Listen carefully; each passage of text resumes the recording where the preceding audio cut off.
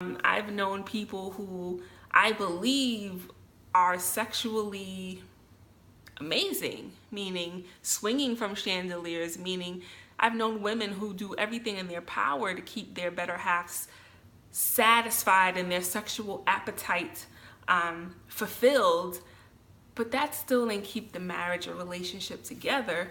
So this is why for me, I really have a hard time trying to understand and pinpoint how, adding someone else to the equation will help our relationship, right? So if I'm out hanging out with another guy because I have an open marriage, so we not only are we intimate together sexually, but we're also going to the movies, going out on dates. Like, how is this gonna make my situation with my spouse better? You know what I'm saying? How is that gonna get us over a dry patch or a hard how is that going to get us through the hard times if I'm kind of being distracted by someone else or other people and vice versa? So I don't get it. No judgment. I just don't really understand it, and I realize, and I've always realized, it's not my cup of tea. I think I've shared before when I gave myself a year to be single and enjoy my singlehood when I graduated from college. I felt like when I was in college, I was like how Hov says in La La Land. I was in La La Land, and I wanted to understand the real world when it came to dating. And so I've been liking and pining away for someone for a while throughout my college time, and it just nothing ever came of it. And so I said, Chanel, you're in the real world, you have a job, like, date and enjoy that part, because I didn't really date in college, you know what I'm saying? I had people that I liked, but we never dated. I should have dated more when I was in school. I mean, when I say date, like go out, hang out, get to know guys, that's not just in a friendship way. I didn't really give myself that opportunity. So by the time I graduated college, I was full on ready to have that dating experience. And I did. And I said I was going to give myself a year. Let me tell you, 4 or 5 months into that bad boy, maybe 6 months, I was like, this is exhausting. I can't do this. I'd rather just be single until the right one comes along, because I was like working crazy hours. This is when I first got down with the whole social work field, and which was draining, exhausting, and crazy in the beginning and throughout most of the time. And then I was still like hanging out with my friends, my family regularly, and going out on dates and hanging out with guys, and it just was exhausting after a while, and I felt like I was starting to like forget what story was attached with which guy. So if I was on the phone with guy A, but I'm out on a date the next night with guy B, I'm mixing up conversations that I had with guy A the night before, went on a date with guy B. Like, it was just too much. And I was like, yo, how do dudes do this? This is exhausting and expensive for them. For me, I was more so in some way being taken out or just kicking it, with whoever I was dealing with at the time. But it was exhausting. And I know for me, I said, Chanel, if you're gonna fool around, you're only gonna fool around with one of them. Excuse me, because I would have felt dirty. I wasn't that kind of person or that kind of girl to just really be out there like that. That wasn't my zhuzh. That wasn't my thing. And so for me, it just was like, okay, at least I said that I did it. I gave myself an opportunity to kind of date around different people simultaneously, but it was a bit much. It was exhausting. And I was like, you know what? I'm good. I'll just wait till the right one comes along, not realizing I had already met who it was for me to be with, right? It was just a matter of time. So I say that to say, I've never known sex to keep things together, and actually dating more than one person at a time is a lot. First of all, being a wife is a lot in and of itself, because it's not just about the cooking, the cleaning, the intimacy. It's also about staying connected. It's about communication. It's about keeping each other accountable to certain things. It's about building. It's about being there, each other's biggest fan, supporter. Like, it's a huge deal. And so to be able to have to maintain that and still be kicking it with other people because we got an open situation, that's tough. I I give it to people who could do that. Not my style, not my cup of tea. Thankfully, I'm into monogamy. I think monogamy is just so sexy, and I think that's more challenging and more fulfilling when all is said and done, just my opinion. To be able to say that you did life with someone, like, yo, we did life together. I did life with this man. I did life with this woman.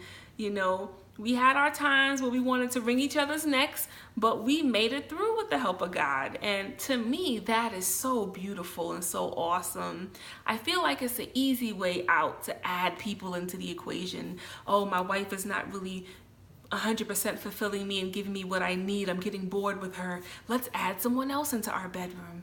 Oh, let me go out with other people. My husband's not doing it for me. He's annoying me. He's not around enough, or I don't like how he's treating me. Let me start messing with this dude. I think, and of course with open relationships, this is communicated. It's not where someone is like hiding or cheating per se.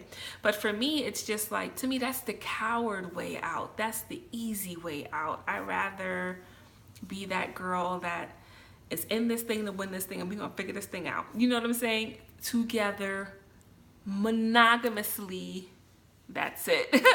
So, that episode of Mary Jane, look at me. That episode of Insecure had me really like, I don't get this open marriage, open relationship thing. It definitely is something that a lot of folks are out there doing and that are into. Even though it's not my cup of tea, I'm just curious as far as perspectives on those who feel like this is the thing to do. This is the new way, to have successful relationships, so to speak. I don't get it, but I'm open to hearing perspectives on it, and hoping that there still are some of us that do respect monogamy. And I don't want for those who are single to feel like hope is all gone and you'll never be able to really have a fulfilling marriage or relationship with one person. I feel like you can. It's just, what are both parties willing to do to stay together? You know what I'm saying? I don't know. It just came to mind. It's funny. I was watching this podcast interview with Jay-Z, more so listening because I was driving as I had it on in my car, and he made a lot of good points about how he's engaging in therapy. That's right, y'all. Jay-Z, normal person engaging in therapy, had some things in his life he needs to figure out, right? Especially once his marriage went through what it went through. And according to him, it sounded like this was something Beyonce was like, listen, if we're ever going to do this thing for real, we're going to have to engage in therapy, or you're going to have to engage in therapy, however that went down. But he made a good point, meaning it's so easy to get to know other people, but it's hard to really know who you are, know yourself. And he said therapy has really helped me to get to the bottom of a lot of things within myself, behaviors I had, triggers I have, things that stem from my childhood, all the things I talk about on this website all the time, right? And it's so real, where it's like, folks, it don't matter how successful, how rich, who you are, whether the world knows your name or not, whether you have millions to billions of dollars or not.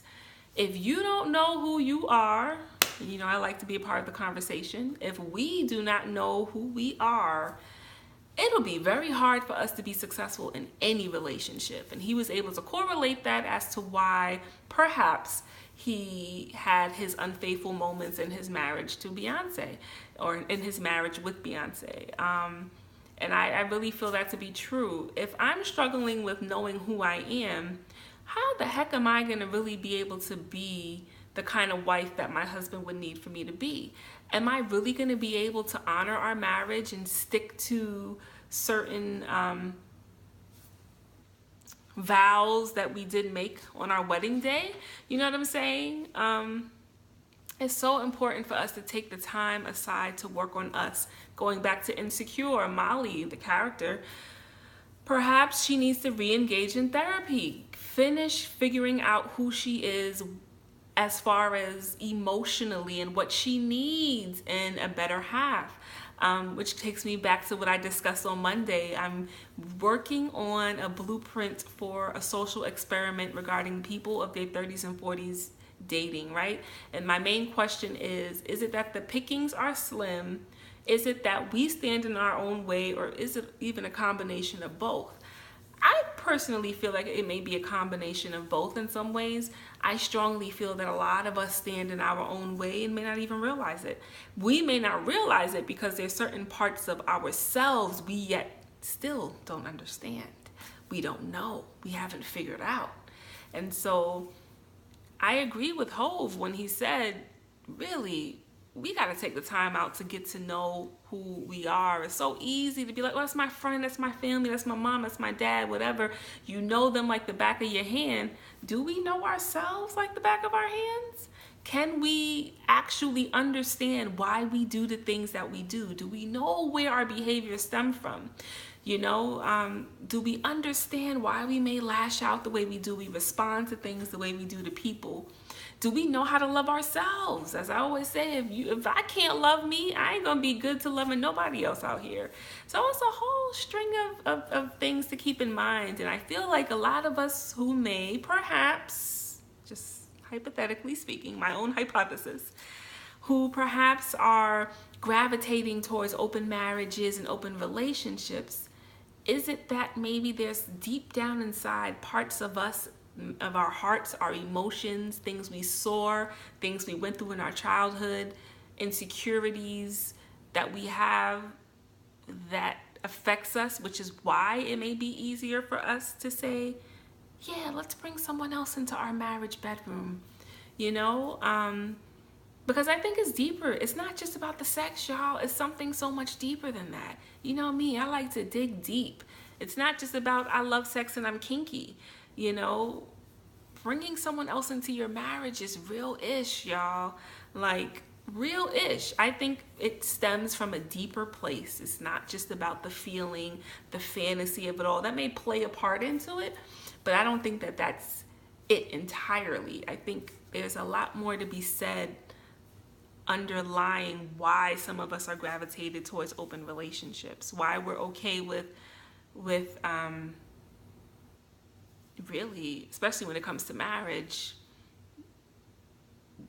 being more polygamous in some ways. I don't know. Anyway, I just wanted to share that thought from Insecure. I love shows that are thought-provoking, that make you think, that push the envelope, that discuss real-life topics out here. Controversial things, you know me, I'm for it. So I just had to tackle that real quick. Anyway, thanks so much. I'm gonna try my best to do a few more updates to this website before I leave town with the husband. Just giving you the heads up again, I will be out of town for 6 days. I leave in a few days. So if you see that the website has just been vacant and you see that I'm not even on my social media for the website putting up my normal encouraging quotes, it's because I'm unplugging, I'm away, being one with my hubby,